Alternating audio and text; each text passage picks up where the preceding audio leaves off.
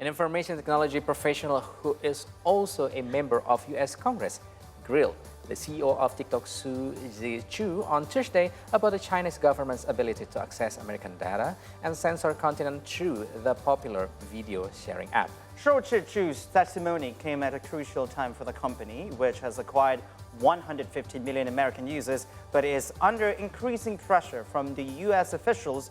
TikTok and its parent company, ByteDance, have been swept up in a wider geopolitical battle between Beijing and Washington over trade and technology. In a rare bipartisan effort to rein in the power of a major social media platform, Republican and Democratic lawmakers pressed Chu on a host of topics ranging from TikTok's content moderation practices, how the company plans to secure American data from Beijing, and its spying on journalists. What is shocking to me is the shared source code between TikTok in the United States and the CCP-censored Douyin. The Citizen Labs report says that many of the functions and classes were identical, and that the differences in behavior between TikTok in the United States and Douyin in China are slight changes in hard-coded values. Incredibly, specific censorship parameters from Douyin are present in TikTok, but just turned off. The authors say that for unknown reasons, the parameter variable itself is preserved. So while Citizen Lab may have been afraid to say the obvious conclusion, Mr. Chu, I am not. TikTok's source code is riddled with backdoors and CCP censorship devices. Here's the truth. In 1 million lines of code, the smallest shift from a 0 to a 1 on just one of thousands of versions of TikTok on the market will unlock explicit CCP censorship and access to American data. Mr. Chu, as CEO of TikTok, why have you not directed your engineers to change this source code? Congressman, thank you for the question. Have you directed them to change the source code? Like what we are offering and Yes my fourth no? commitment? Have you directed them to change that source code? Congressman, if you give me a bit of time to just No, explain this. I don't. It's a yes or no question. Have you directed your engineers to change that source code? I'm not sure I understand. Why are you allowing TikTok to continue to have the capacity for censorship, and yet you claim here that you don't? Let me remind you of something. Do you realize that making false and misleading statements to Congress is a federal crime? Yes, I do. Okay. So have you directed your engineers to change that source code? I am giving third-party access monitoring by experts. And Congressman, you are an expert on this. You could agree with me that no other company does source this. code is the same as Douyin? What percentage? I can get back to you on the specifics. Okay, I'd appreciate that. Where was the source code for TikTok developed? Was it developed in China or in the United States? It's a global collaborative effort, like a lot of Was it code for a developed lot of in, companies. was it developed in China? Some of it? Some of it is. Okay, at ByteDance. When it's compiled in the compilation process, can bytecode be manipulated? We've talked a lot about source code. What about the bytecode, the ones and zeros that actually execute on the device? Can it be manipulated? Yes. Congressman, to give you comfort, that's why we're giving third-party monitors. Yes, As an expert, I think you can agree that very few companies I've got offer the to do this. report. Wow, that was tight. Intense.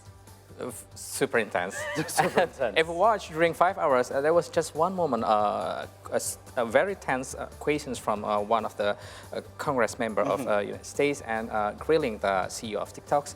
And you know, at the same time, I open for the comparison. I think we need to see with a wider perspective, with the same, let's say the same giant tech technology, with not just TikTok or YouTube, for example. Yeah. 3 weeks ago, according to some headline of the European news, YouTube challenge on collecting children's data. According to Bloomberg, Alphabet, YouTube facing UK watchdog over children's data complaint. Yeah. So I'm telling that this is not just the issue from the TikTok only, but also on the major of giant tech technology, social media platforms, because of the phenomena of short videos.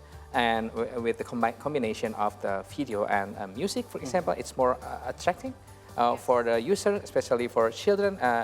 It should be the homework for all of us to think about this. But maybe we can start from this issue, from the issue TikTok with the U.S. Congress. But meanwhile, I'm telling you guys, we should see this issue from the wider perspective, not just happen in TikTok, but all on the social media platform. But I think it's apparently different for TikTok because it's our company, ByteDance, is from China, right? And America or the US is worried that this app can get into the hearts and the minds of 150 million Americans and somewhat affect their political choices whatsoever, the important decisions that will potentially happen in the future. However, CEO of TikTok has assured all the Congress member that that won't happen because, according to his statement, he has never get in contact with the Chinese government to have a discussion whatsoever since he was appointed to become the CEO. So he can guarantee that that will not happen. The data won't leak to the Chinese government. Exactly what he said. Right? And he also said that, okay, the data could be transferred to America and be, under an American company. So the Chinese government won't have access to that data. So actually, he showed the, the willing of being in cooperation with America in that case. Yes. Correct me if I'm wrong there.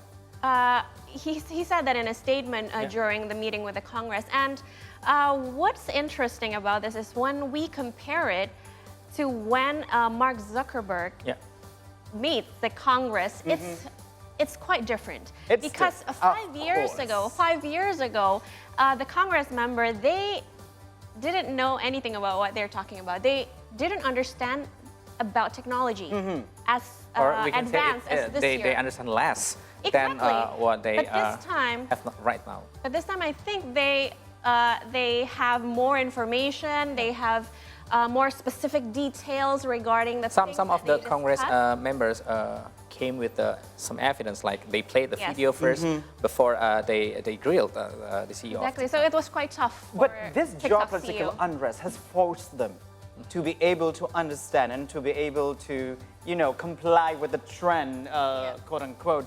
And therefore, they need to understand what they're actually currently facing. And this whole thing about worrying of TikTok being a social media with user-generated content, collecting all the data, it's not actually the first time in America. And also, public has been quite worried about not only Facebook, but also, if you remember, MindGig with Pornhub had actually even severe problem than this. With the child rates and all, but nothing actually resonates to the U.S. Congress at the moment. And now, since the geopolitical unrest between U.S. and China, TikTok has been under the microscope. And you know what I actually admire through that 5 hours video, 5 hours interview, the crisis management of CEO of TikTok is just very He is well prepared. He's very well prepared. Very well prepared. And if I can actually give you the details about the CEO, he is he's 40 years old.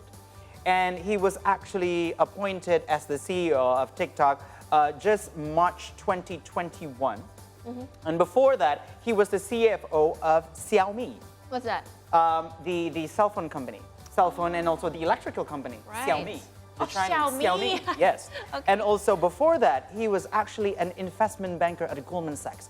At only 40 years old, now he's the CEO of TikTok with a great crisis management. Impressive. Yeah. I know.